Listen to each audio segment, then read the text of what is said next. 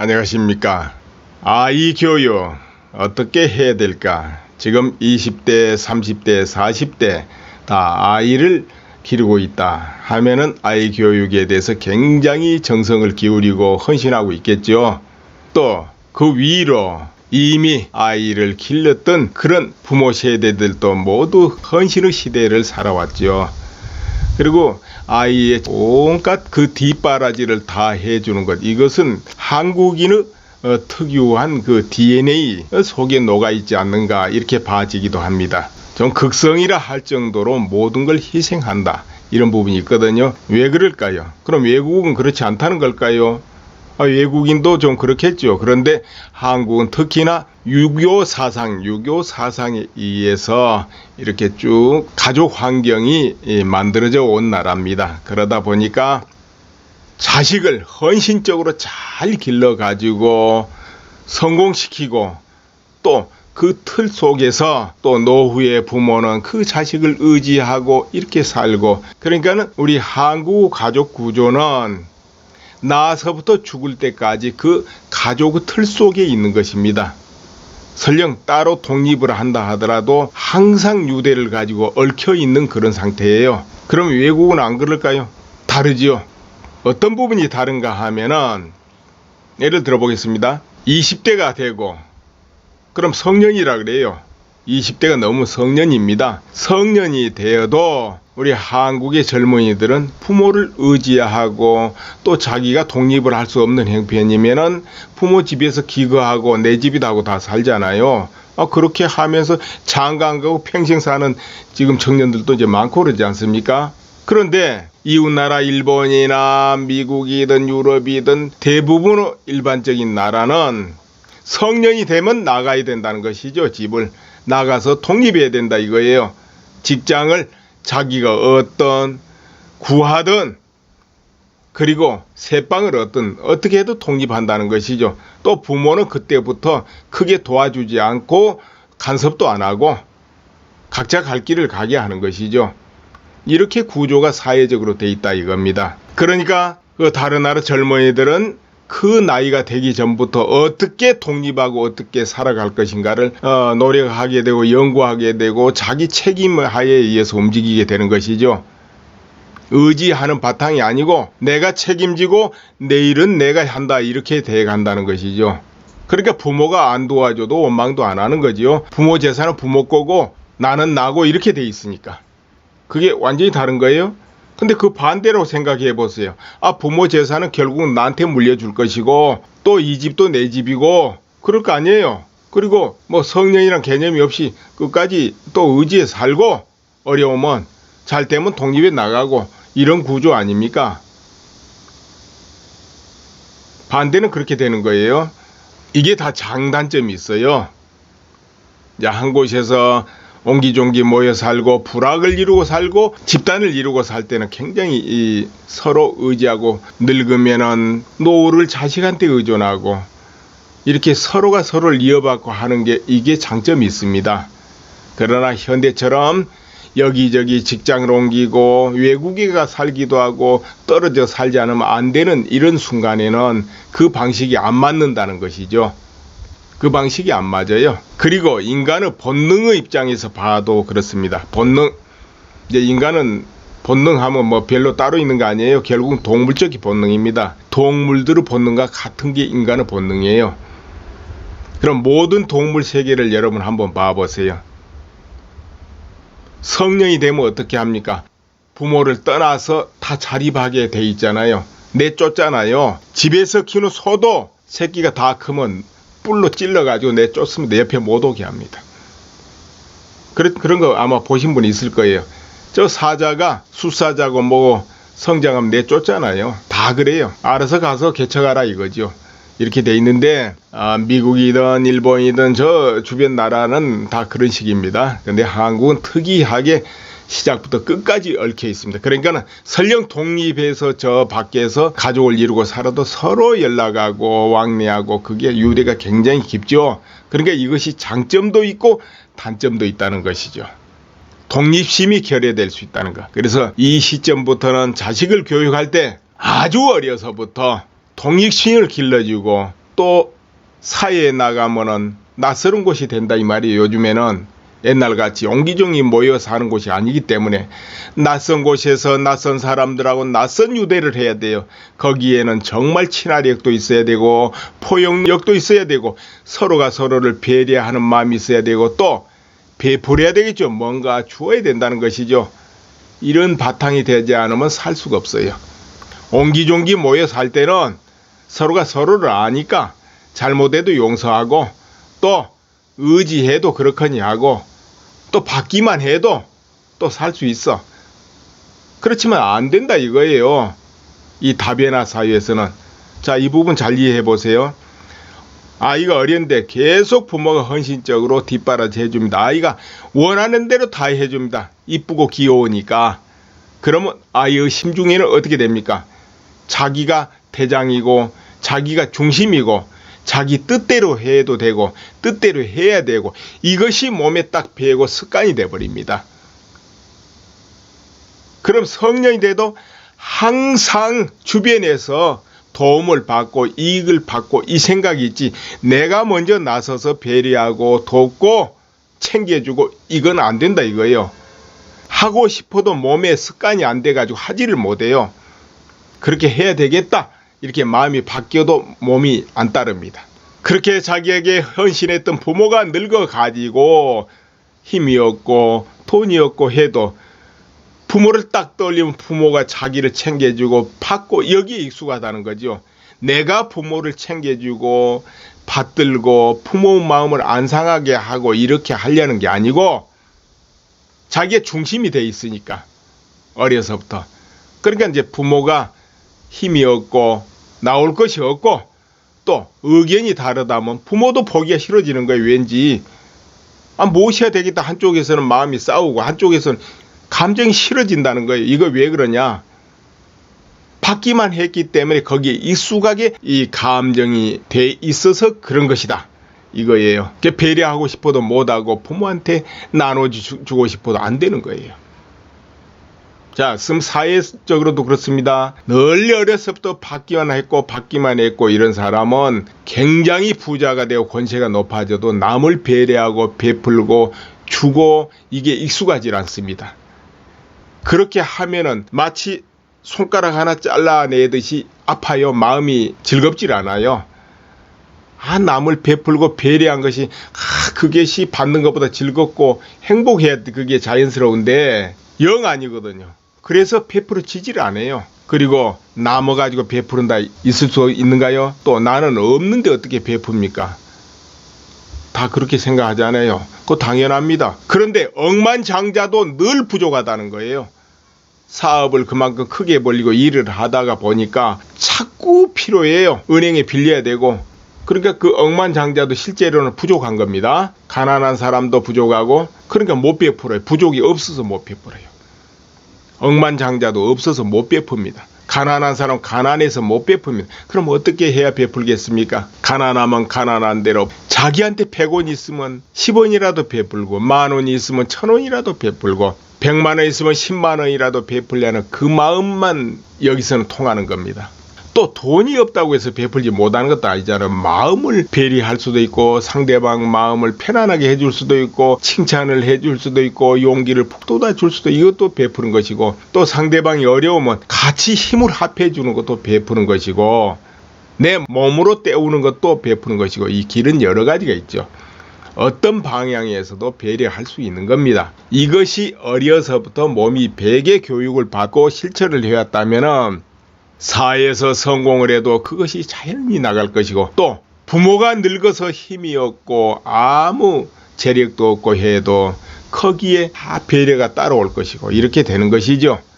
자기 그렇게 안 하려도 자연히 습관이 돼서 나와요. 그런데 돕는다는 게 쉽겠습니까? 굉장히 어려운 거죠. 왜 그러냐 하면은 도와도 적절해야 되거든요. 너무 강해도 안 되고 또 약해도 안 되고 그리고 도울 곳 안 도울 것 정확하게 알아야 되고 돕는 방향이 어디로 향하게 되는가 이것도 알아야 되거든요. 그렇지 않고 무조건 돕는다, 도운 게 좋다, 도우면 복이 된다 이 마음으로 하면은 자칫하면은 상대를 더 잘못되게 만들고 마음을 잘못 쓰게 만들 수도 있다는 거. 그래서 지혜가 있어야 되는데 어려서부터 조금씩 도와보고 이래보면은 그런 것 저런 것을 다 거치고 훈련을 받게 됩니다. 그래서 아주 지혜롭게 되죠. 사람들을 다 다루고 돕고 배려하는 것이 적정하게 흘러가게 되죠. 근데 그런 거 안 해보다가 갑자기 해보면은 돕고 나서 이제 후회 많이 하게 되죠. 왜 괜히 내가 그런 거 끼어들고 도왔나 하고, 예, 그렇게 됩니다.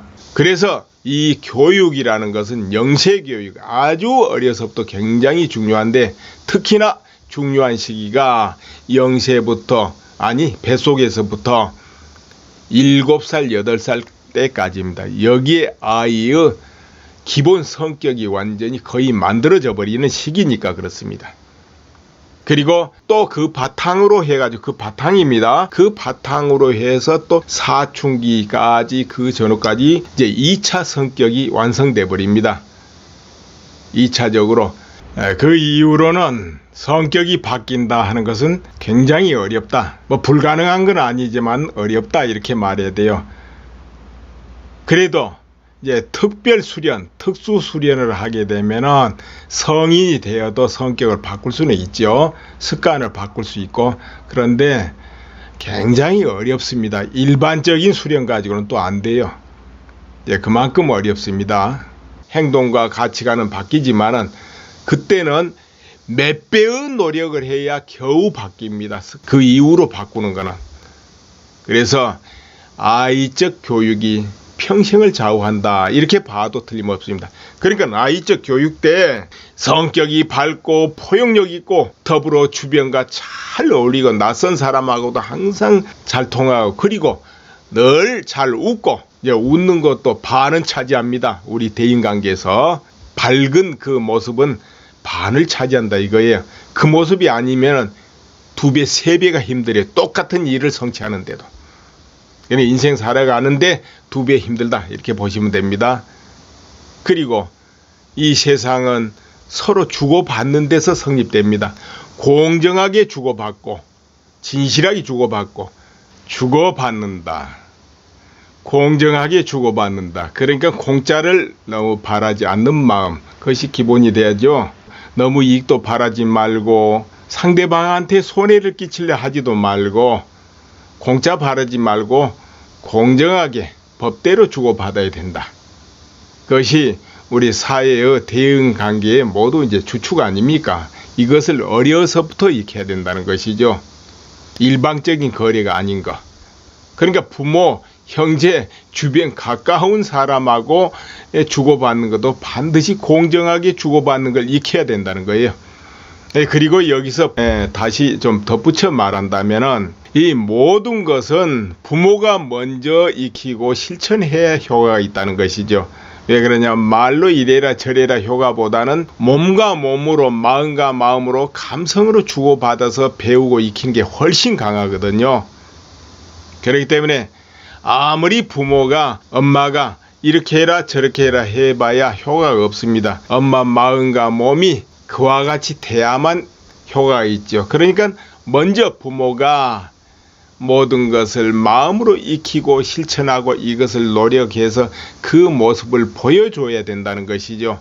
그러면 자연히 분위기로 아이는 그 느낌을 받으면서 형성되게 되어 있습니다. 그러니까 가족 내에 흐르는 그 기운이 있잖아요. 차갑다, 두렵다, 불편하다, 아니면 행복하다, 화기애애하다, 이런 기운이 아이의 모든 성격을 형성하는 데 결정적인 역할을 한다. 그러니까 부모는 아이를 데리고 어디 가서 타인을 상대하더라도 반드시 스스로 제대로 실천하고 스스로 모습을 보여준다.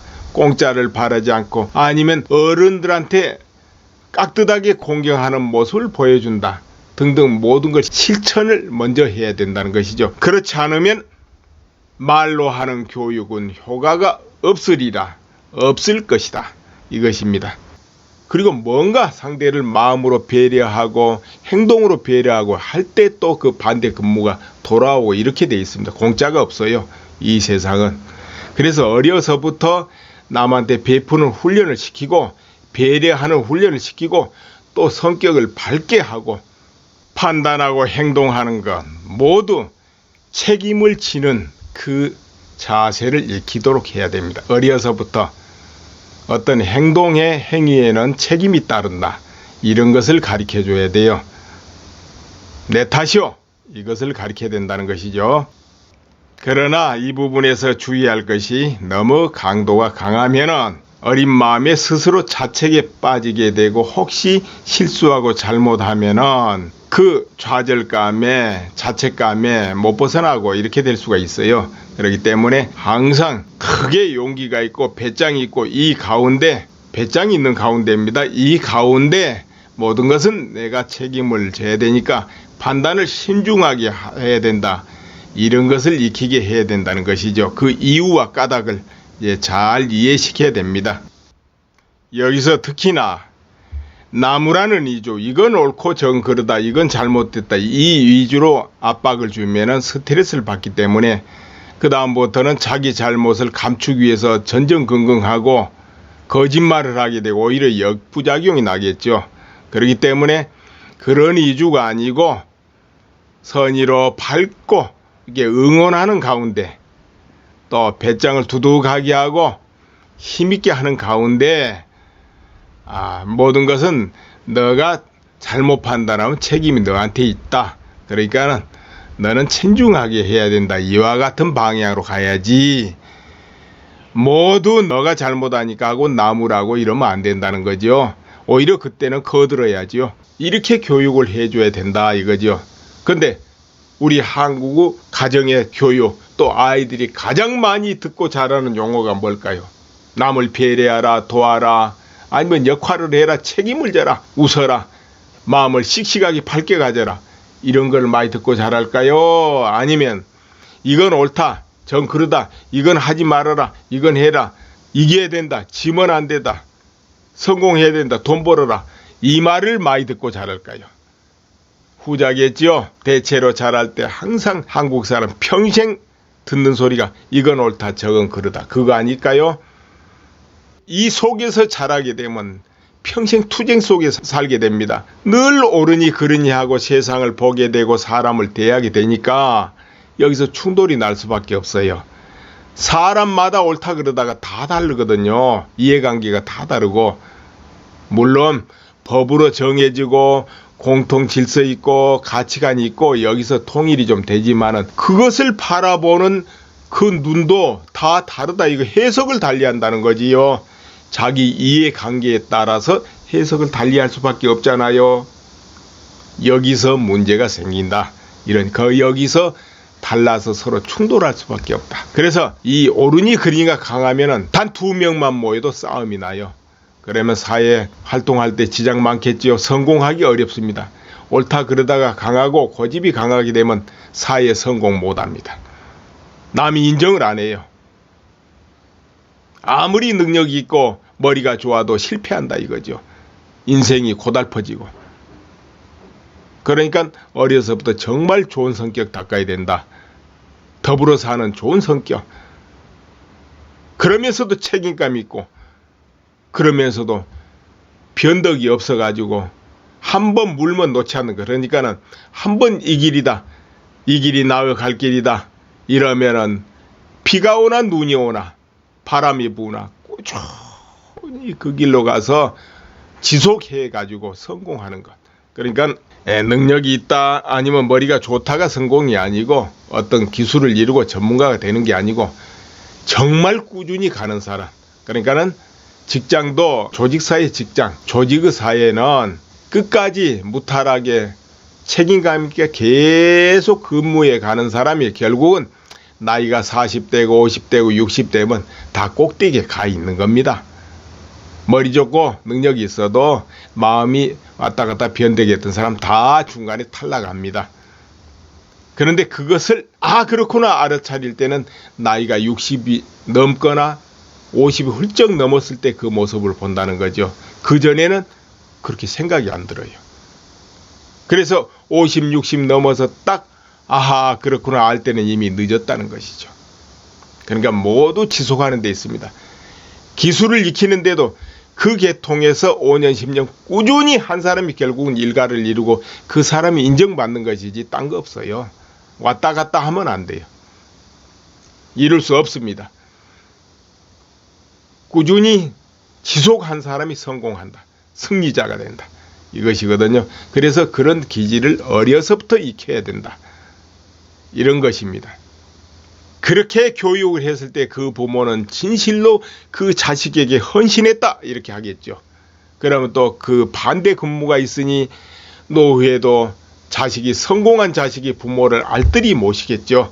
그러나 이게 옳으니 그러니 이겨라, 성공해라, 오직 이기기 위한 그런 교육을 하게 되면 그 반대 근무는 아니다는 것이죠.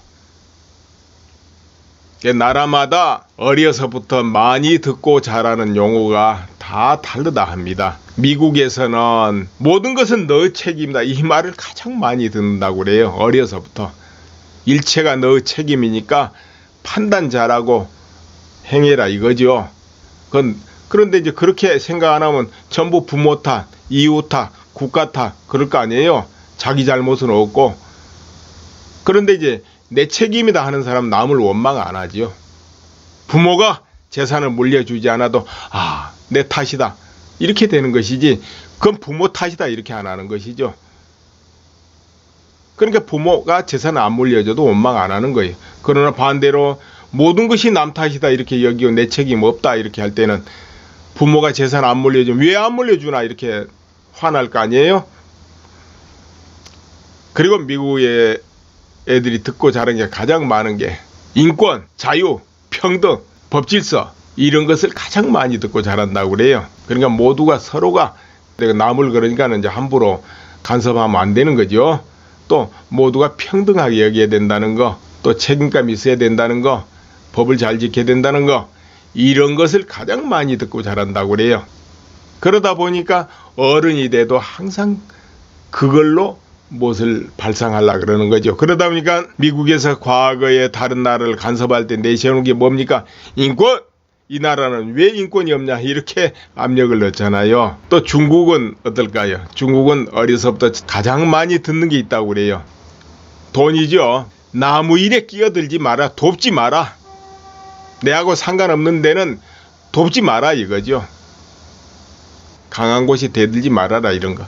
그 어려서 그렇게 자라다 보니까 중국인들은 자연적으로 모든 것은 돈이다 하고 돈 버는데 총력을 기르고 거기는 수단 방법을 안 가린다 이거예요. 어른이 그러니는 관심 없어요. 옳고 그러고는 관심이 없습니다. 중국인들. 그러더라도 돈만 벌면 돼요.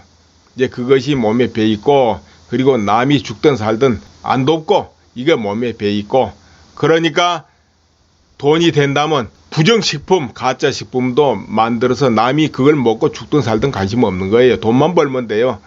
이렇게 돼 있는 거예요. 그리고 강한 데는 굽히고 약한 데는 군림하고 이것이 중국인들의 그 주변 나라 국제 외교도 그대로 작용합니다. 왜냐하면 어려서부터 몸 다 배에 있으니까. 그러니까 중국은 자기보다 강한 나라는 존중하고 거기에 따라 대응하지만 약하다 싶으면 숙여라 이렇게 대응하고 나오는 것이죠. 자, 오늘은 이 정도 하겠습니다. 여러분 모두 행복하시도록 하세요. 이거 자기의 중심이 돼 있으니까 어려서부터. 그러니까 이제 부모가 힘이 없고 나올 것이 없고 또 의견이 다르다면 부모도 보기가 싫어지는 거예요. 왠지 모셔야 되겠다 한쪽에서는 마음이 싸우고 한쪽에서는 감정이 싫어진다는 거예요. 이거 왜 그러냐? 받기만 했기 때문에 거기에 익숙하게 이 감정이 돼 있어서 그런 것이다. 이거예요. 배려하고 싶어도 못하고 부모한테 나눠주고 싶어도 안 되는 거예요. 자, 사회적으로도 그렇습니다. 늘 어려서부터 받기만 했고 이런 사람은 굉장히 부자가 되고 권세가 높아져도 남을 배려하고 베풀고 주고 이게 익숙하지 않습니다.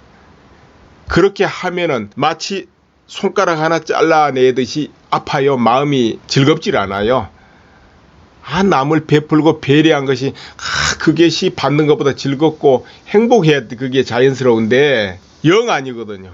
그래서 베풀어지지를 않아요. 그리고 남어 가지고 베푸른다 있을 수 있는가요? 또 나는 없는데 어떻게 베풉니까?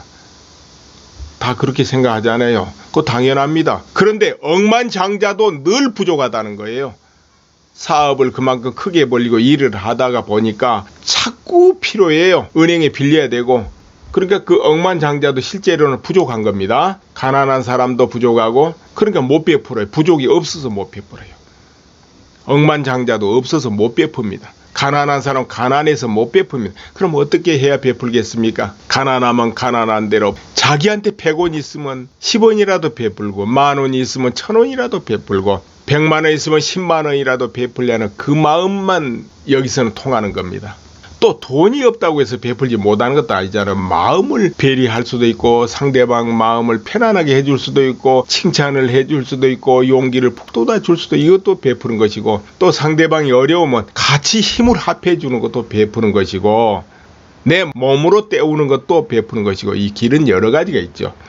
어떤 방향에서도 배려할 수 있는 겁니다. 이것이 어려서부터 몸이 베개 교육을 받고 실천을 해왔다면은 사회에서 성공을 해도 그것이 자연히 나갈 것이고, 또 부모가 늙어서 힘이 없고 아무 재력도 없고 해도 거기에 다 배려가 따라올 것이고, 이렇게 되는 것이죠. 자기 그렇게 안 하려도 자연히 습관이 돼서 나와요. 그런데 돕는다는 게 쉽겠습니까? 굉장히 어려운 거죠. 왜 그러냐 하면은 도와도 적절해야 되거든요. 너무 강해도 안 되고 또 약해도 안 되고, 그리고 도울 곳 안 도울 곳 정확하게 알아야 되고, 돕는 방향이 어디로 향하게 되는가 이것도 알아야 되거든요. 그렇지 않고 무조건 이러면은 비가 오나 눈이 오나 바람이 부나 꾸준히 그 길로 가서 지속해 가지고 성공하는 것. 그러니까 능력이 있다 아니면 머리가 좋다가 성공이 아니고, 어떤 기술을 이루고 전문가가 되는 게 아니고 정말 꾸준히 가는 사람. 그러니까는 직장도 조직사회 직장, 조직의 사회는 끝까지 무탈하게 책임감 있게 계속 근무해 가는 사람이 결국은 나이가 40대고 50대고 60대면 다 꼭대기에 가 있는 겁니다. 머리 좋고 능력이 있어도 마음이 왔다 갔다 변되게 했던 사람 다 중간에 탈락합니다. 그런데 그것을 그렇구나 알아차릴 때는 나이가 60이 넘거나 50이 훌쩍 넘었을 때 그 모습을 본다는 거죠. 그전에는 그렇게 생각이 안 들어요. 그래서 50, 60 넘어서 딱 그렇구나 알 때는 이미 늦었다는 것이죠. 그러니까 모두 지속하는 데 있습니다. 기술을 익히는데도 그 계통에서 5년, 10년 꾸준히 한 사람이 결국은 일가를 이루고 그 사람이 인정받는 것이지 딴 거 없어요. 왔다 갔다 하면 안 돼요. 이룰 수 없습니다.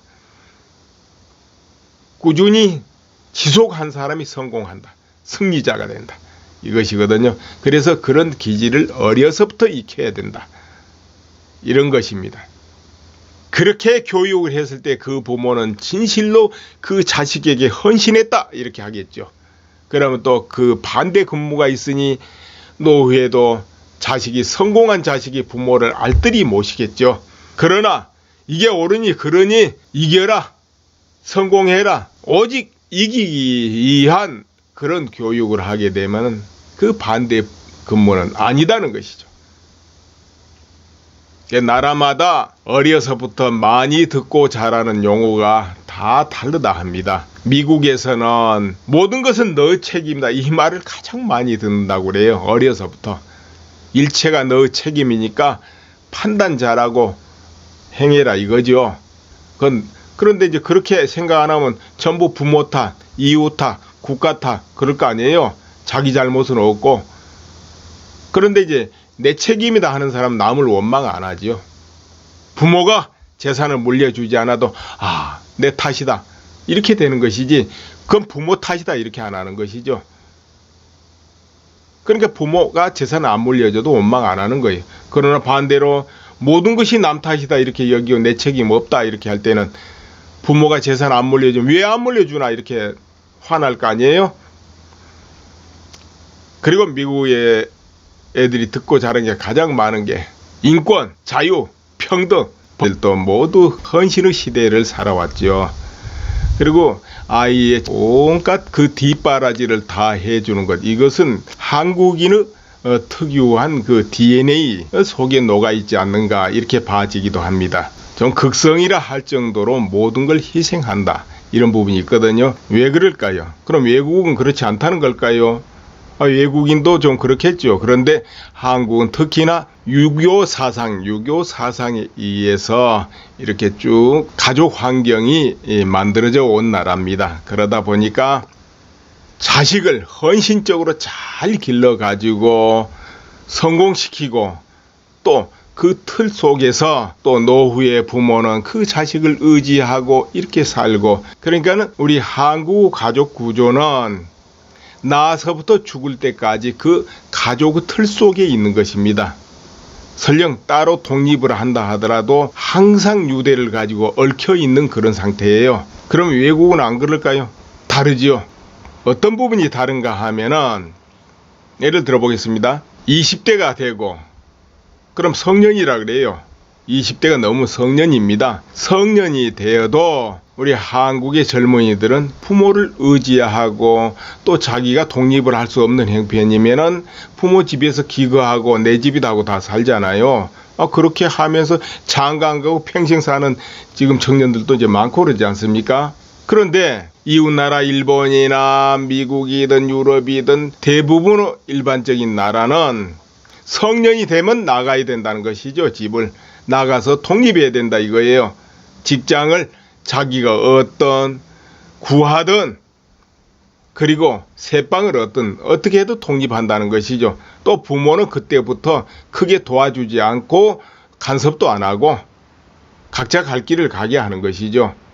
이렇게 구조가 사회적으로 돼 있다 이겁니다. 그러니까 그 다른 나라 젊은이들은 그 나이가 되기 전부터 어떻게 독립하고 어떻게 살아갈 것인가를 노력하게 되고 연구하게 되고 자기 책임하에 의해서 움직이게 되는 것이죠. 의지하는 바탕이 아니고 내가 책임지고 내일은 내가 한다 이렇게 돼 간다는 것이죠. 그러니까 부모가 안 도와줘도 원망도 안 하는 거지요. 부모 재산은 부모 거고 나는 나고 이렇게 돼 있으니까. 그게 완전히 다른 거예요. 근데 그 반대로 생각해 보세요. 부모 재산은 결국은 나한테 물려줄 것이고 또 이 집도 내 집이고 그럴 거 아니에요. 그리고 뭐 성년이란 개념이 없이 끝까지 또 의지에 살고 어려우면 잘 되면 독립에 나가고 이런 구조 아닙니까? 반대는 그렇게 되는 거예요. 이게 다 장단점이 있어요. 한 곳에서 옮긴다 이거예요. 하고 싶어도 몸에 습관이 안 돼가지고 하지를 못해요. 그렇게 해야 되겠다 이렇게 마음이 바뀌어도 몸이 안 따릅니다.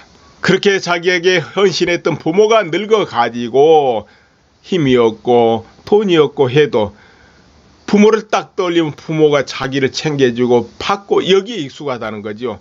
내가 부모를 챙겨주고 받들고 부모 마음을 안 상하게 하고 이렇게 하려는 게 아니고 자기의 중심이 돼 있으니까 어려서부터. 그러니까 이제 부모가 힘이 없고 나올 것이 없고 또 의견이 다르다면 부모도 보기가 싫어지는 거예요. 왠지 모셔야 되겠다 한쪽에서는 마음이 싸우고 한쪽에서는 감정이 싫어진다는 거예요. 이거 왜 그러냐? 받기만 했기 때문에 거기에 익숙하게 이 감정이 돼 있어서 그런 것이다 이거예요. 배려하고 싶어도 못하고 부모한테 나눠주고 싶어도 안 되는 거예요.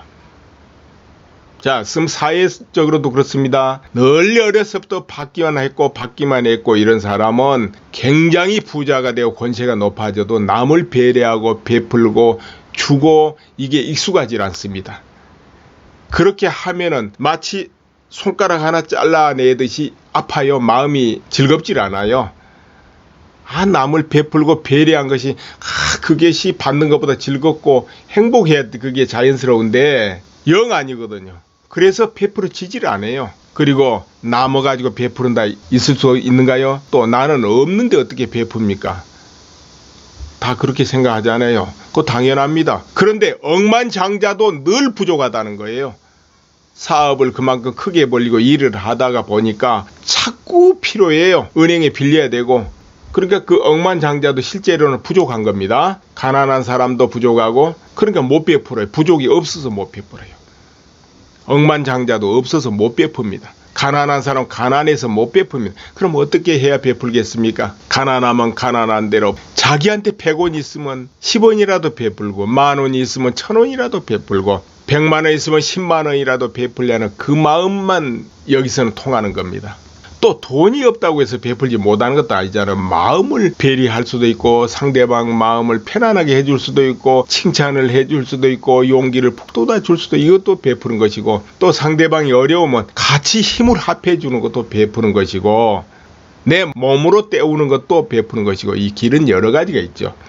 어떤 방향에서도 배려할 수 있는 겁니다. 이것이 어려서부터 몸이 베개 교육을 받고 실천을 해왔다면은 사회에서 성공을 해도 그것이 자연히 나갈 것이고, 또 부모가 늙어서 힘이 없고 아무 재력도 없고 해도 거기에서부터 받기만 했고 이런 사람은 굉장히 부자가 되고 권세가 높아져도 남을 배려하고 베풀고 주고 이게 익숙하지 않습니다.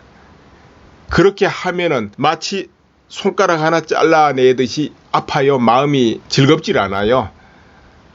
남을 베풀고 배려한 것이 그것이 받는 것보다 즐겁고 행복해야 그게 자연스러운데 영 아니거든요. 그래서 베풀어지질 않아요. 그리고 남어 가지고 베푸른다 있을 수 있는가요? 또 나는 없는데 어떻게 베풉니까? 다 그렇게 생각하잖아요. 그거 당연합니다. 그런데 억만장자도 늘 부족하다는 거예요. 사업을 그만큼 크게 벌리고 일을 하다가 보니까 자꾸 필요해요. 은행에 빌려야 되고. 그러니까 그 억만장자도 실제로는 부족한 겁니다. 가난한 사람도 부족하고, 그러니까 못 베풀어요. 부족이 없어서 못 베풀어요. 억만장자도 없어서 못 베풉니다. 가난한 사람 가난해서 못 베풉니다. 그럼 어떻게 해야 베풀겠습니까? 가난하면 가난한 대로 자기한테 100원 있으면 10원이라도 베풀고, 10,000원이 있으면 1,000원이라도 베풀고, 100만 원 있으면 10만 원이라도 베풀려는 그 마음만 여기서는 통하는 겁니다. 또 돈이 없다고 해서 베풀지 못하는 것도 아니잖아요. 마음을 배려할 수도 있고, 상대방 마음을 편안하게 해줄 수도 있고, 칭찬을 해줄 수도 있고, 용기를 북돋아 줄 수도 있고, 이것도 베푸는 것이고, 또 상대방이 어려우면 같이 힘을 합해 주는 것도 베푸는 것이고, 내 몸으로 때우는 것도 베푸는 것이고, 이 길은 여러 가지가 있죠. 어떤 방향에서도 배려할 수 있는 겁니다. 이것이 어려서부터 몸이 베개 교육을 받고 실천을 해왔다면은 사회에서 성공을 해도 그것이 자연히 나갈 것이고, 또 부모가 늙어서 힘이 없고 아무 재력도 없고 해도 거기에 다 배려가 따라올 것이고 이렇게 되는 것이죠.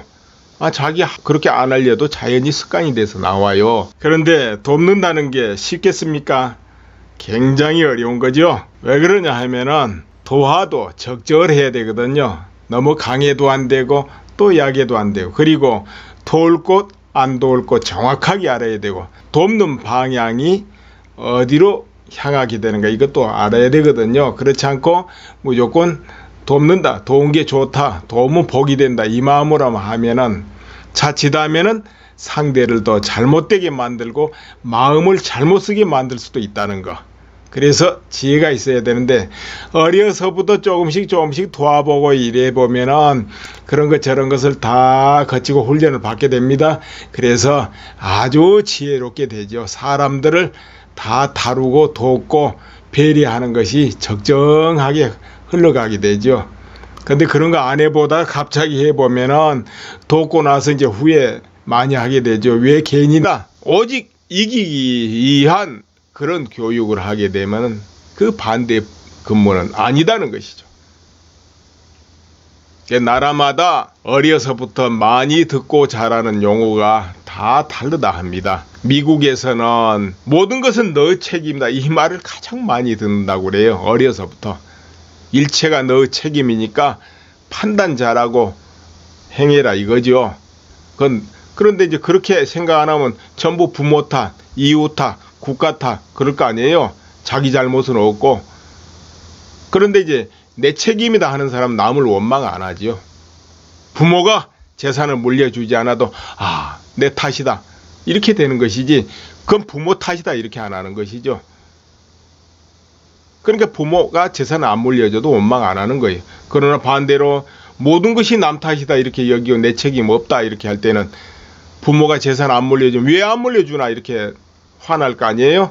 그러니까 부모가 재산 안 물려주나 이렇게 할 때는 그리고 미국의 애들이 듣고 자란 게 가장 많은 게 인권, 자유, 평등, 법질서 이런 것을 가장 많이 듣고 자란다고 그래요. 그러니까 모두가 서로가 내가 남을 그러니까는 이제 함부로 간섭하면 안 되는 거죠.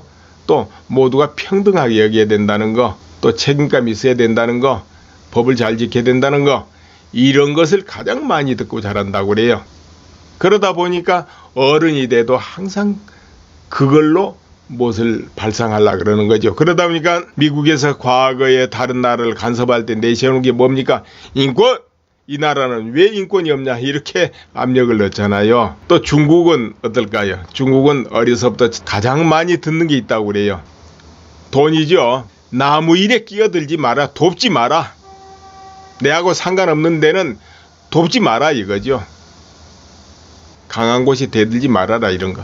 어려서 그렇게 자라다 보니까 중국인들은 자연적으로 모든 것은 돈이다 하고 돈 버는데 총력을 기르고 거기는 수단 방법을 안 가린다 이거예요. 어른이 그러니는 관심 없어요.